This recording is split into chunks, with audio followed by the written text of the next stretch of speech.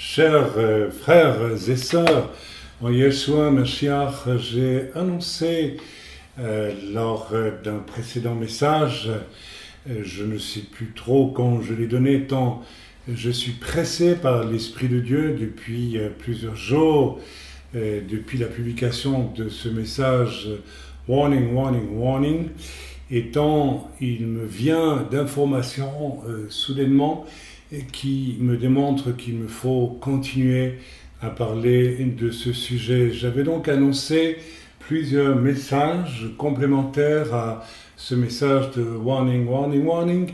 En voici un premier, et je bénis le Seigneur et lui demande de me donner véritablement obéissance et crainte de l'Éternel pour le relâcher.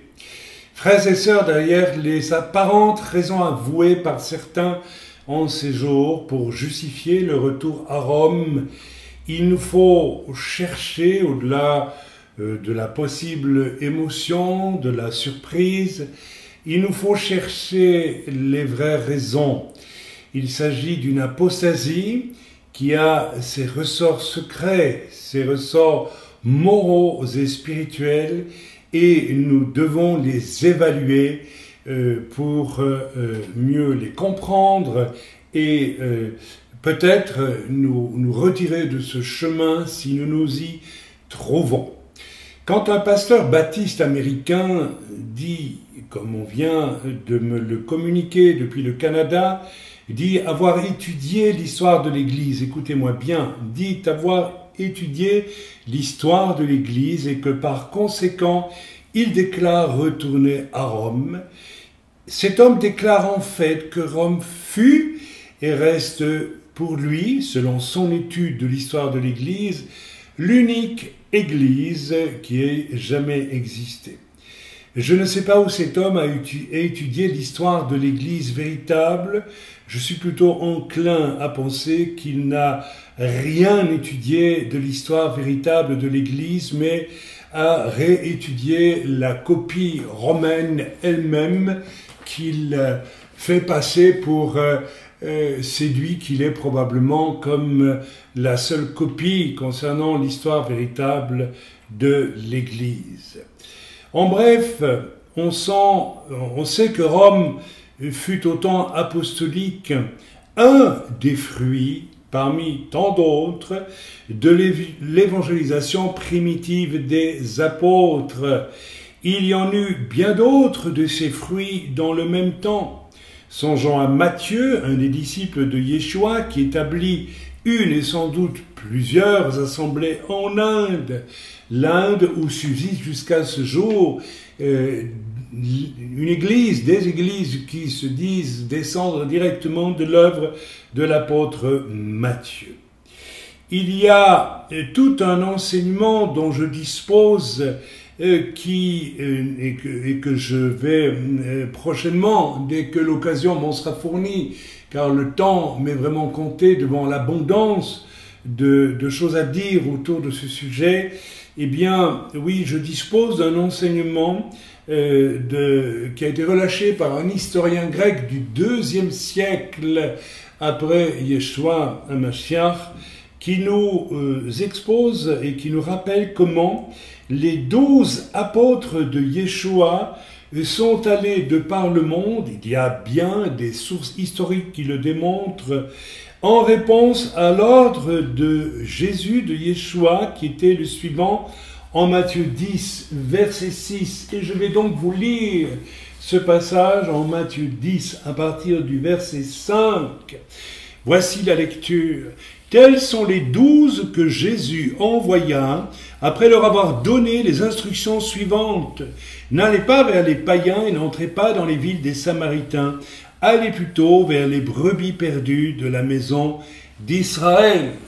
Alors, cet appel du Seigneur était dirigé quant aux 12, à aller vers les brebis perdues de la maison d'Israël, dont il subsistait bien entendu des traces en Israël même.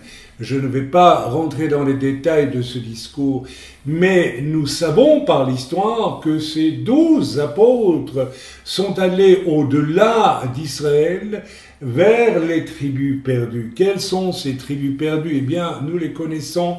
Il s'agit des 10 tribus du royaume du Nord qui, après le schisme, après l'époque de Salomon, eh bien, ont déplu à l'Éternel et que l'Éternel a dispersé parmi les nations au point, dit l'Écriture, qu'ils en ont oublié leur source, leurs racines. Et l'Écriture nous montre aussi que Dieu rassemblera à la fin les restes de ces tribus perdues pour les ramener en Israël. Eh bien, les 12 disciples de Jésus, l'histoire nous le montre, sont allés au-delà des frontières d'Israël où subsistaient des restes, sont allés vers les localisations de ces tribus perdues que les rabbins de l'époque et les juifs instruits de l'époque connaissaient de manière précise. Ils ont donc, ces 12 apôtres de Jésus, planté nombre d'églises, et la Bible ne nous rapporte rien de cela, mais si elle nous parle de Paul, qui lui n'était pas un apôtre de Jésus, mais que l'on doit considérer comme un apôtre du Saint-Esprit, après que les 12 aient été envoyés, Judas ayant été remplacé par tirage au sort, bien sûr, nous pouvons admettre que si la Bible nous parle beaucoup de l'œuvre de Paul, un petit peu de l'œuvre de Pierre, eh bien, elle ne nous parle guère de l'œuvre des autres apôtres, mais ceux-ci sont allés et ont œuvré, ont planté nombre d'églises, et celle de Rome n'en était qu'une parmi d'autres. Il faut ajouter aussi, en passant, que probablement,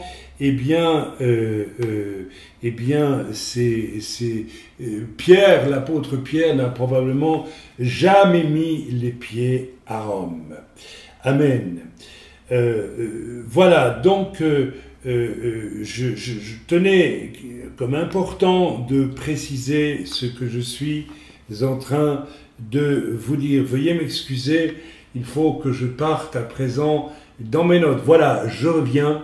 Je n'irai pas plus loin dans la démonstration, car les faits historiques plaident tellement contre cette idée absurde de Rome comme seule et unique église, avec Pierre comme premier pape, alors que le terme de pape n'était même pas usité à l'époque, alors que, comme je l'ai précisé il y a quelques instants, Pierre n'a sans doute jamais mis les pieds à Rome, alors que Paul, lui, l'a fait. Donc cette idée de Rome seule et unique église, il en devient presque nauséeux et lassant de polémiquer autour de cette question. On peut dès lors se poser la question de quelle force du mensonge s'inspire Rome et de quel puits de ténèbres tire-t-elle une telle force de séduction pour qu'un pasteur baptiste en arrive à dire que Rome est finalement la seule église historique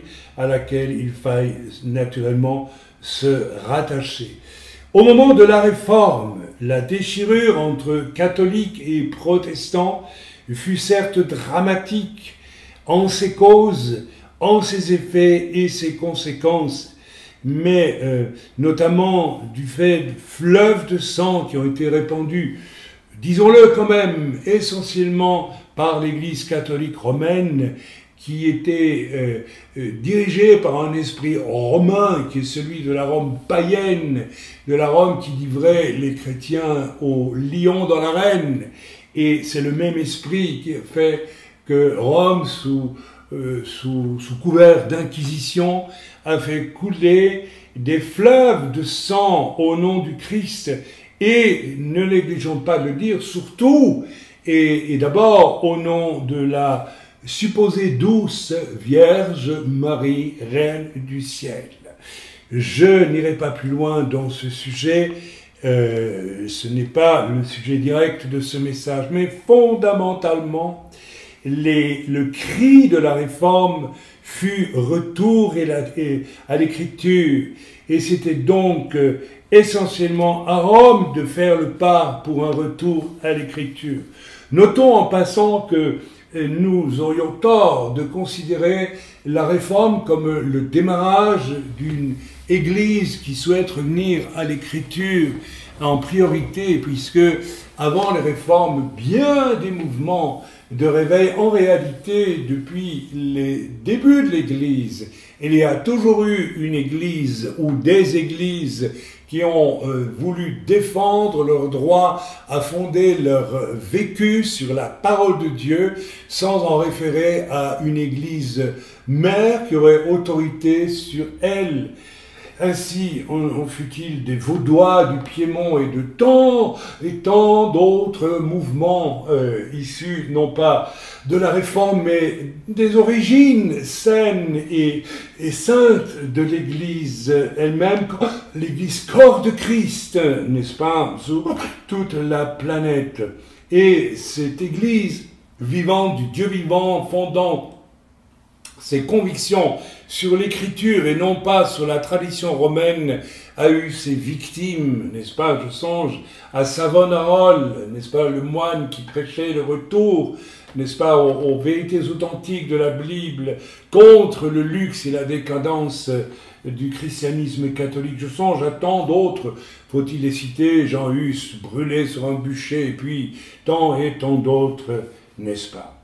C'était à Rome de faire le pas, et ce n'est pas à nous qui fondons notre foi vivante sur une relation vivante à l'écriture que nous lisons, que nous chérissons, à faire ce pas pour reconstruire une unité entre chrétiens.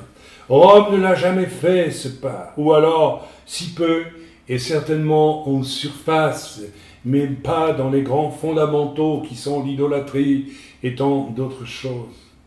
Les choses demeurent ainsi car c'est bien l'autorité de la Bible qui est en jeu aujourd'hui et qui est comme mise en parenthèse, et c'est précisément et insidieusement en main milieu et évangélique cette autorité de la Bible qui est délaissée au profit de bien des fantaisies et illusions en tout genre.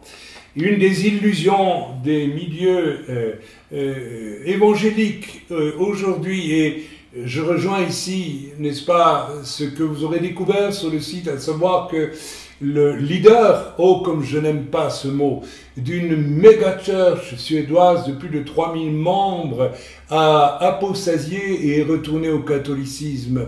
Une de ces illusions du monde évangélique est la puissance, les méga church, les méga meetings, amen.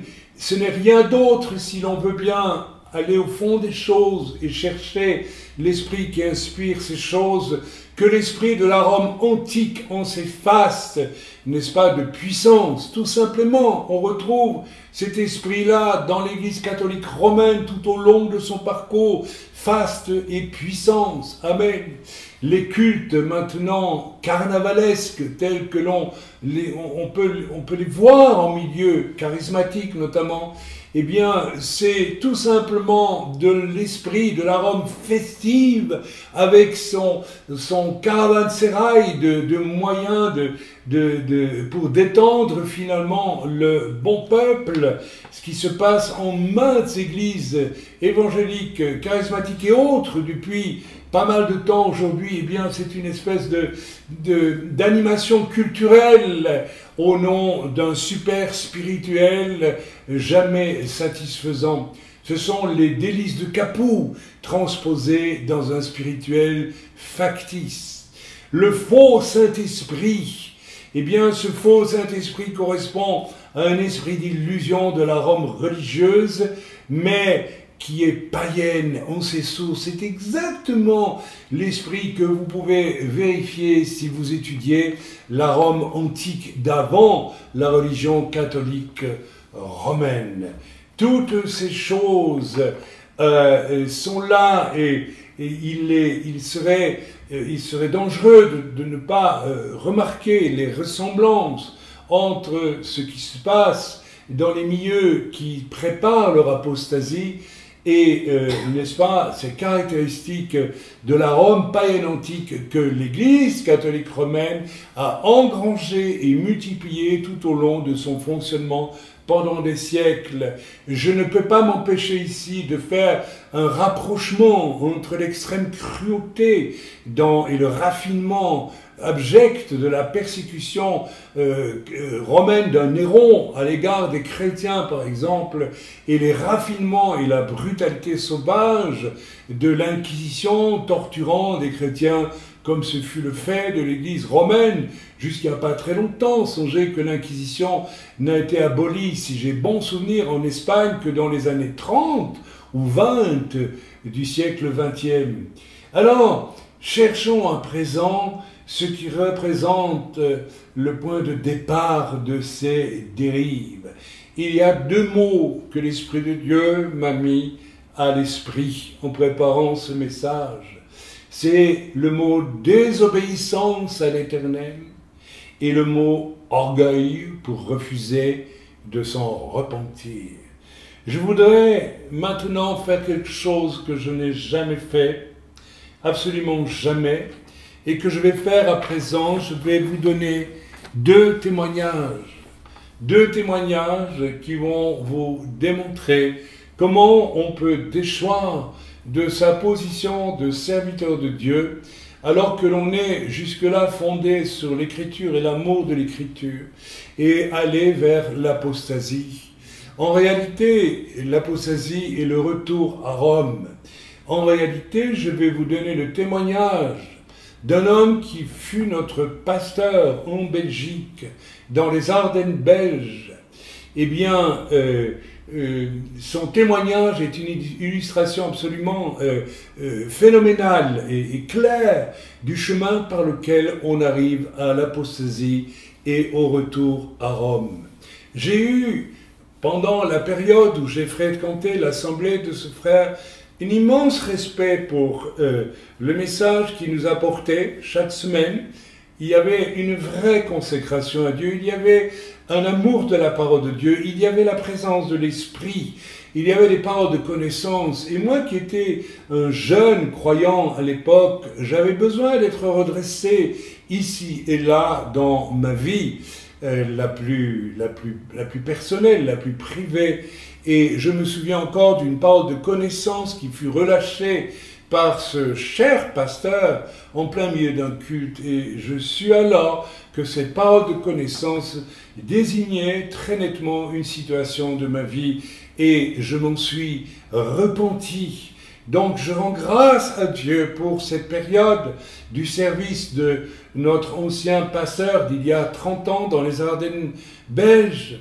Tout prédisposait cet homme et démontrer dans le vécu de ce serviteur qu'il était un homme fidèle, un homme attaché à la parole, un homme de la parole et un homme qui avait l'Esprit de Dieu, l'Esprit Saint, qui l'accompagnait notamment à travers certains dons spirituels. Amen. Et une parenthèse que je place ici, lorsque les dons spirituels amènent quelqu'un à la repentance, nous pouvons vraiment considérer qu'il s'agit de dons spirituels venus de Dieu et non pas de contrefaçon, ni de choses, comme il l'est dit, en certains milieux de façon abusive qui ne doivent plus exister aujourd'hui car elles auraient disparu, l'Église ayant atteint, n'est-ce pas, une espèce de perfection avec la fixation du canon des Écritures.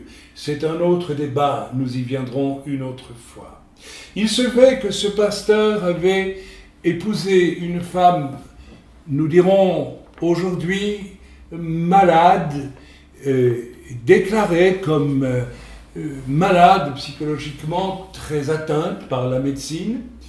Je n'entrerai pas dans les détails de cette maladie psychologique, psychanalytique, je ne sais trop comment le dire, mais il est un fait que cette femme, du fait de ces troubles, exerçait vraiment un faux esprit de prophétie, un faux esprit de révélation, et avait une influence et prenait des décisions à l'insu ou contre l'autorité de son mari et de l'Église elle-même, des décisions qui étaient extrêmement dommageables dans leurs effets pour les âmes.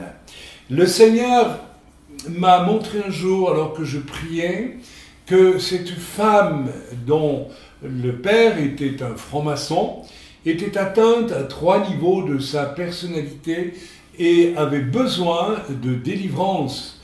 Et j'ai donc soumis l'explication de ce que Dieu m'avait montré au pasteur, qui par ailleurs me laissait prier pour les âmes venant au Seigneur, au salut, et qui avaient des besoins particuliers, nécessitant un discernement spirituel, qui reconnaissaient ne pas avoir, qui reconnaissaient tacitement en tout cas ne pas avoir. J'ai donc soumis ma vision très claire des 3 niveaux d'influence démoniaque dans la vie de son épouse, et j'ai alors été étonné, alors que à l'égard d'autres personnes, il me laissait agir, et j'ai été étonné de voir son silence.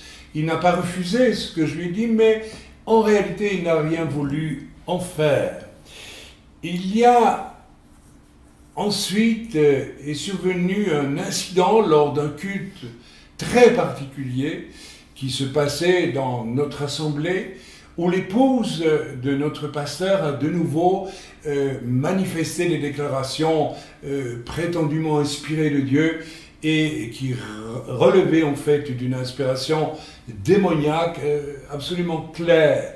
Cela fit scandale pendant le culte, sema un profond trouble, et c'est alors que je vis notre pasteur fermant les yeux et levant la tête vers le ciel, nous dire « Le Seigneur m'a dit que je devais placer pour un temps mon épouse chez ses parents dans une ville voisine et demander à tel pasteur de s'en occuper, parce que, de manière évidente, elle apportait un trouble permanent et destructeur dans l'assemblée. » Lorsque nous avons entendu le pasteur faire cette déclaration, en la disant venue du Seigneur, mon épouse et moi avons ressenti bien sûr de la peine pour notre pasteur, qui était aussi le père de 2 enfants, et nous imaginions tout de suite la difficulté qui allait surgir pour lui de devoir gérer un ménage, un foyer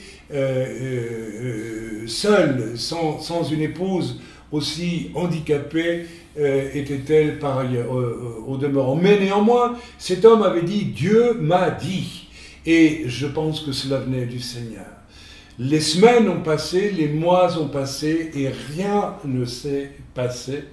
Notre pasteur n'a rien fait de ce qu'il s'était engagé à faire spontanément, déclarant que cela venait de Dieu pour gérer ce problème. Et les problèmes avec son épouse ont à ce point augmenté, que c'était devenu pour nous insupportable, et nous avons perdu confiance dans notre pasteur.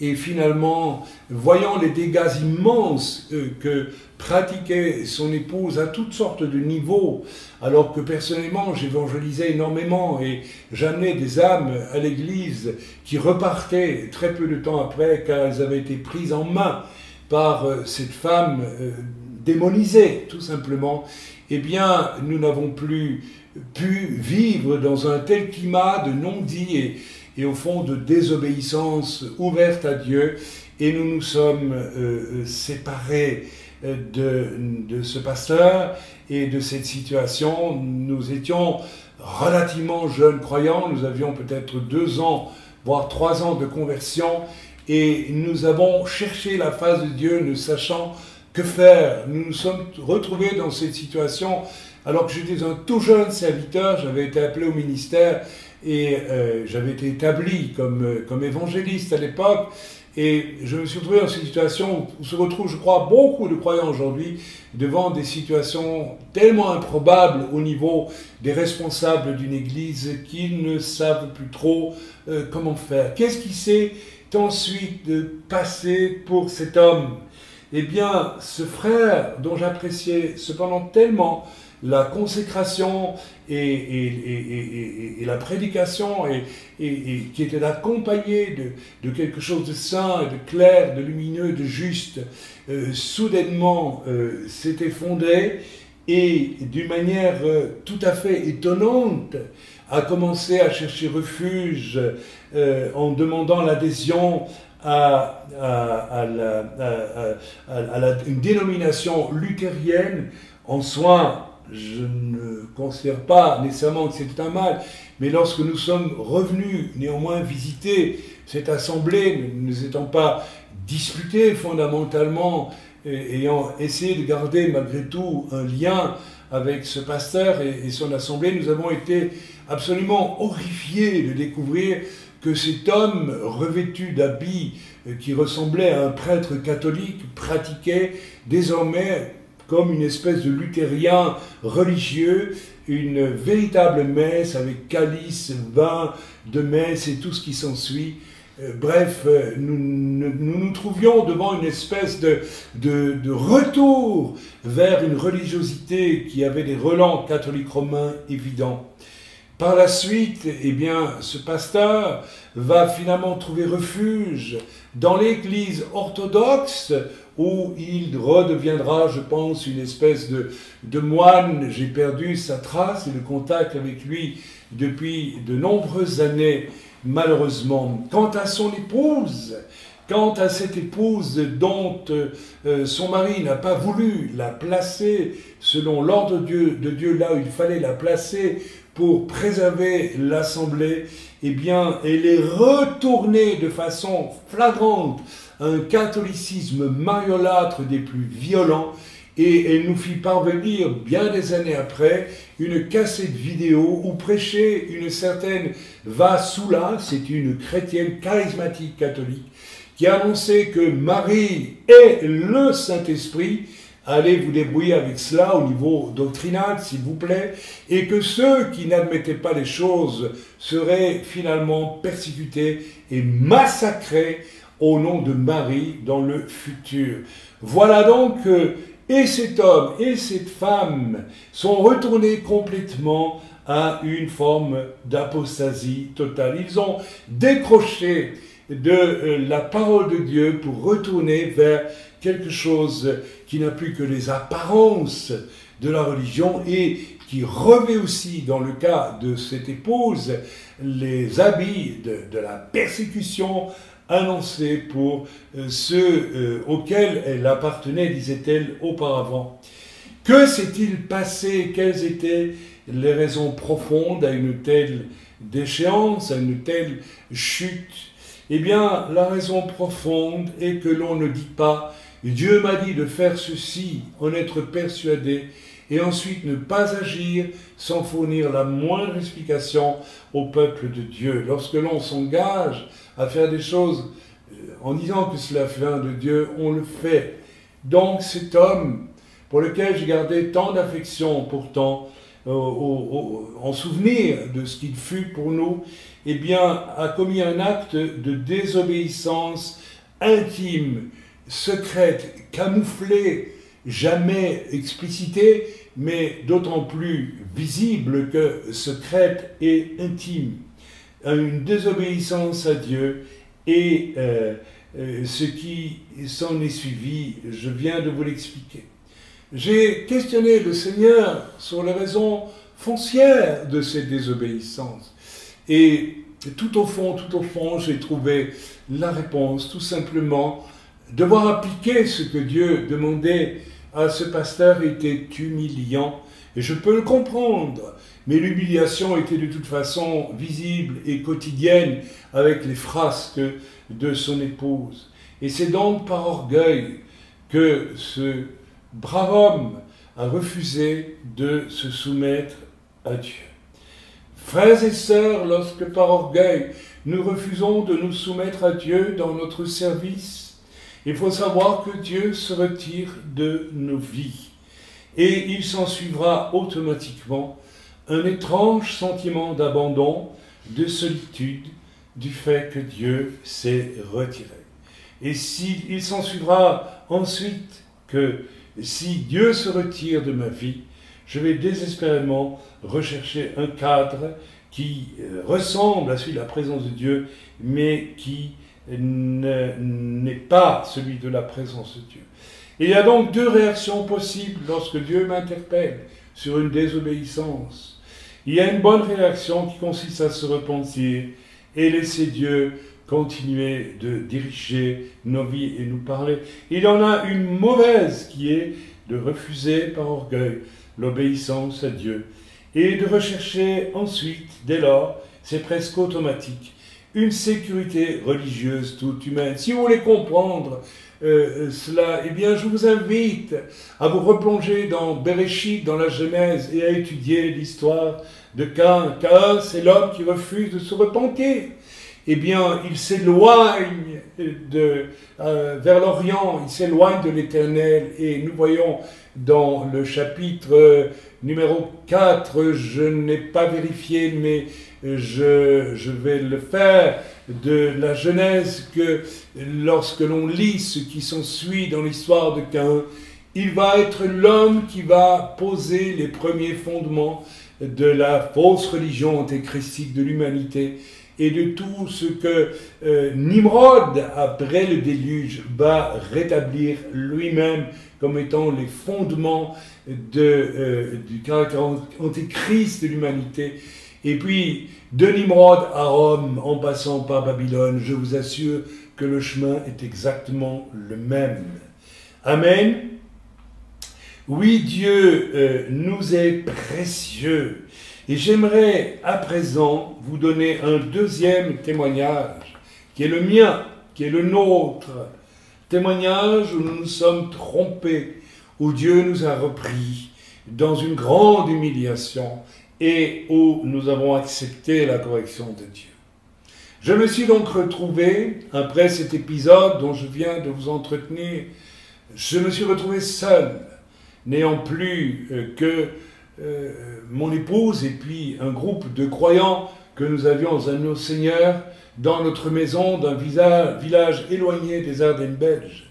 Notre ancien pasteur n'était plus crédible et nous n'avions comme contact qu'un responsable des assemblées de Dieu que nous avions connu avant notre pasteur, homme pyramidal et orgueilleux qui n'acceptait le contact avec nous que dans la mesure où finalement il aurait pu récupérer notre travail et le nommer sien. Il le fit d'ailleurs dans un esprit de mensonge en déclarant dans l'annuaire de sa dénomination eh bien, que le rassemblement où il n'a jamais mis les pieds et qui se déroulait dans notre maison de ce village des Ardennes, eh bien, il en était le responsable.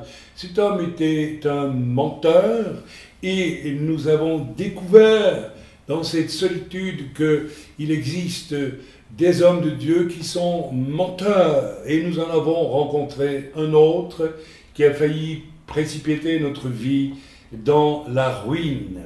En effet, c'est présenté alors à moi, alors que nous étions seuls et que nous continuions à œuvrer, mais assez isolés pour le Seigneur dans cette région païenne, catholique, d'un catholicisme noir et superficiel qui s'accompagne de tant de pratiques de sorcellerie et autres, jusque dans les églises, n'est-ce pas, de ce pays de Belgique, tellement imprégné de catholicisme noir.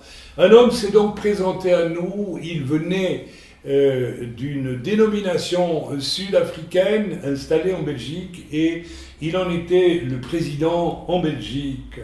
Et cet homme se présenta à nous en disant « J'ai entendu parler de vous, de votre consécration, et je suis venu à votre secours, et je suis venu vous faire une proposition. En effet, je vais partir bientôt en Afrique pour ma dénomination sud-africaine, et je suis appelé à diriger une école biblique au Zaïre.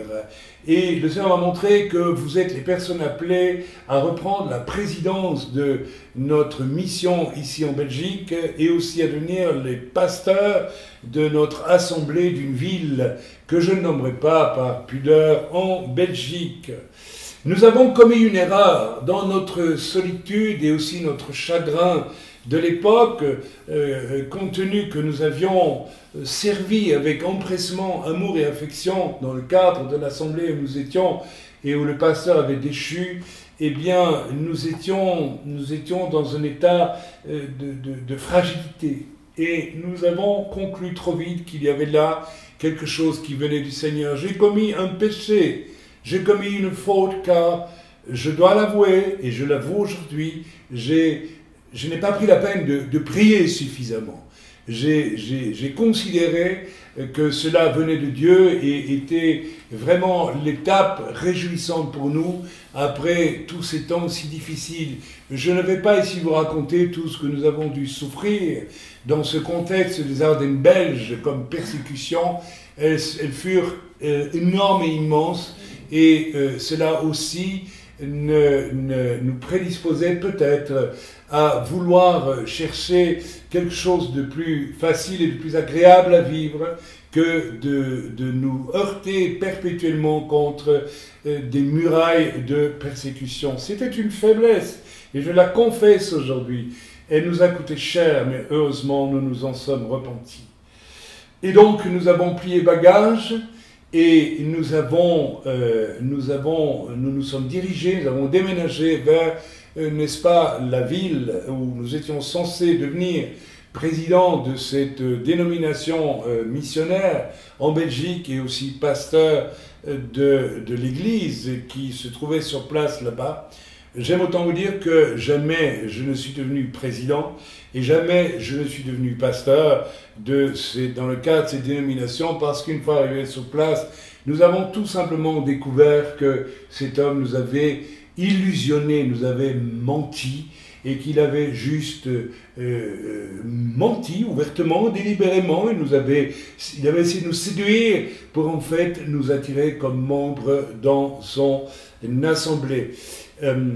Le problème de cet homme, je le mets de côté. Je veux considérer ici le mien de problème à l'époque. C'est à l'époque aussi donc où nous avons commencé à nous rendre compte que nous avions fait fausse route. Ainsi, nous habitions une demi-maison que nous louions à l'époque, et l'autre demi-maison était habitée par une femme d'une impureté considérable, à tel point que la nuit, ma femme s'en souvient encore, nous devions lutter contre la muraille qui séparait les deux moitiés de la maison, afin de ne pas être envahis par des esprits d'impureté qui cherchaient à tout prix à nous atteindre, alors que nous étions d'un scrupule absolu dans ce domaine-là. Il y avait vraiment quelque chose d'absolument atroce, ne serait-ce que dans le fait que nous étions allés habiter sans avoir vraiment cherché le plan de Dieu à ce sujet-là dans cette maison. Par la suite, nous avons donc découvert la farce avec ce pasteur menteur, et une nuit, j'ai fait un rêve, un cauchemar absolument particulier, voulu de Dieu, qui avait une qualité visuelle tout à fait exceptionnelle. En effet, j'avais l'impression de voir tout ce qui se passait dans ce rêve, comme si les êtres et les bâtiments du lieu dont je vais vous parler dans quelques secondes étaient fabriqués avec une précision tellement, on aurait dit des choses en plastique. Vous savez, de ces objets en plastique qui imitent si bien la réalité, ces figurines que l'on peut voir quelquefois. Eh bien, pendant cette nuit, je ne sais pas combien de temps cela a duré, j'ai traversé le camp d'Auschwitz, Birkenau, pendant l'époque de la Shoah. Tout était gris, vert et d'un bleu sombre, et chaque être dans les ténèbres de cette horreur avait une précision comme dessinée en plastique le plus fin. J'ai vu tout ce qui se faisait pendant cette nuit, j'ai traversé Auschwitz et j'ai vu tout ce qui se pratiquait à Auschwitz. Au moment du réveil, j'ai saisi la main de mon épouse et je lui ai dit: ma chérie, je vais être fou dans quelques secondes, ne sois pas effrayée, je viens de vivre Auschwitz. Frères et sœurs, ce fut absolument incroyable. Je ne suis pas devenu fou, mais là j'ai compris que Dieu venait de me parler. Il m'a dit, voilà où te conduira ta désobéissance. Elle te conduira là. Frères et sœurs, je ne veux pas ici parler d'Auschwitz, je veux parler de ma désobéissance et de ce que Dieu m'a dit cette nuit-là. Je me suis repenti avec mon épouse d'une façon considérable parce que là j'ai compris que j'avais quitté la place que Dieu avait prévue pour moi dans ce petit village des Ardennes belges où nous portions du fruit, avec de grands miracles parfois, dans les souffrances, mais nous avions quitté notre place. La honte ce jour-là m'a envahi, la honte la plus profonde, la confusion la plus totale, et je me suis repenti et j'ai supplié le Seigneur de me pardonner cette faute.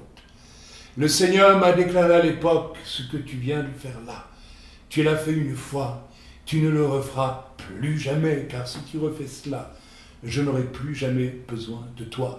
Je me retirerai de toi définitivement à tout jamais. Frères et sœurs, vous n'imaginez pas avec quel empressement mon épouse et moi avons déménagé quelques semaines après, le temps de trouver un logement nouveau dans la région que nous avions quittée. Et là, je peux bénir Dieu, nous avons vu comment Dieu, progressivement, non pas d'une manière brutale, qui aurait gommé trop rapidement le souvenir de cet échec, mais progressivement, très progressivement, avec des exigences d'obéissance extrêmement vives, scrupuleuses, pointues, le Seigneur, si j'ose m'exprimer ainsi, m'a remis le pied à les trier. Et c'est mon obéissance qui a permis que je puisse enfin revenir à ma place. Finalement, pour que la parole, frères et sœurs, demeure vive et nutritive, parce que pendant toute cette période où je m'étais éloigné de l'obéissance au Seigneur, il est évident que je lisais la parole et je m'en souviens, la parole ne me nourrissait plus. Je me souviens que je priais et j'avais l'impression que le ciel était d'airain. Je me souviens que ma relation avec Dieu était entièrement coupée. Elle était coupée. Ni la parole n'arrivait à me nourrir, ni la prière ne déplaçait le plafond, ni la relation avec Dieu n'était encore vive, saine, sainte, telle qu'elle était avant cet acte de désobéissance. Frères et sœurs, pour que la parole demeure vive et nutritive dans notre vie, il nous faut pour cela une obéissance intime. Je parle dans les plus profondes parties intimes de notre être à Dieu. Chaque jour, je dirais, chaque heure, à chacune même de nos respirations, il nous faut cette obéissance scrupuleuse, sinon Dieu se retire. Et je vais chercher toujours plus alors refuge dans l'illusion. C'est cela l'apostasie. C'est ça l'apostasie. Frères et sœurs, on peut avoir une méga church comme Ekman en a eu, être fameux aux yeux des hommes et se retrouver du fait d'une désobéissance, d'une seule désobéissance. Et je pose la question à Ulf Ekman ici. Ulf Ekman, toi qui avais une assemblée de 3000 et quelques membres en Suède, Ulf Ekman, toi qui avais mis au point une école biblique des plus fameuses pour tout le nord de l'Europe, qu'es-tu venu chercher ici pendant près de 3 ans à Jérusalem au contact d'orthodoxes ou de catholiques ou de que sais-je d'autre? À mon sens, il y avoir, et je ne me pose pas ici en juge de Ulf Ekman, une erreur d'aiguillage venue de la désobéissance. Et frères et sœurs, quel que soit le témoignage que nous pouvons donner pendant un temps si nous désobéissons, eh bien, du fait de cette désobéissance, notre chute peut être d'autant plus profonde, plus violente, d'autant plus dangereuse qu'elle est peut-être intime et secrète et prendre le chemin de l'apostasie avec tous les apparences du religieux, c'est alors le chemin que nous risquons de prendre. Alors, je voulais donner un titre à ce message et je ne l'ai pas donné, donc je vais le donner à la fin. Il est grand temps, voici le titre, il est grand temps de réhabiliter la véritable écoute du Saint-Esprit. Cette écoute du Saint-Esprit intime, très intime et très scrupuleuse, qui amène nos vies de serviteurs ou de croyants simplement, évangéliques, messianiques, comme vous voulez, à vivre dans l'obéissance.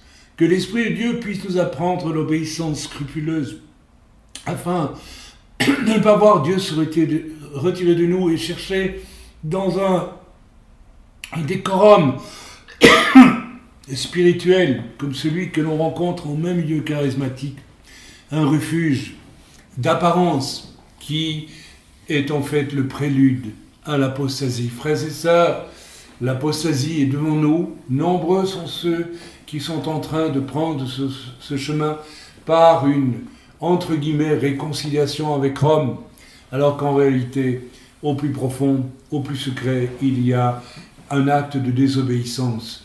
On peut très bien garder les apparences d'un serviteur de Dieu et ne l'être plus qu'en apparence, parce que en un point de son parcours, l'on a désobéi à Dieu.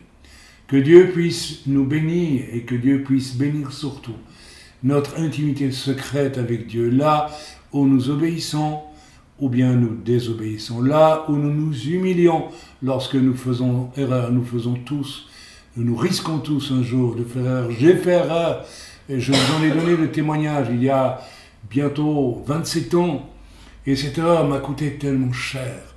Mais je l'ai reconnu, j'ai eu le courage de le reconnaître et mon épouse ne m'a pas du tout empêché de le faire, bien au contraire, elle m'a suivi avec la même humilité. Et j'ai béni le Seigneur. Frères et sœurs, la clé pour échapper à l'apostasie, c'est l'humilité, c'est l'obéissance à Dieu. Et dès lors, c'est avec une joie phénoménale que tous les jours, vous mangerez la parole de Dieu et que vous serez en accord avec le Saint-Esprit de Dieu. Exactement comme chaque jour, vous mangez avec joie le pain chaud que vous allez acheter au magasin et qui jamais ne vous lasse parce qu'il est chaud et il est bon. Voilà, je terminerai sur cette comparaison très terre à terre, mais qu'importe. Que Dieu vous bénisse. Ceci était un des messages que je voulais relâcher dans la suite de Warning, Warning, Warning. Il est grand temps de prendre garde et de vivre une consécration intime, réelle. Et cela, frères et sœurs, est à la portée de chacun d'entre nous. Que Dieu vous bénisse. C'est Chaim Goy qui vous parlait depuis Yerushalayim. Amen.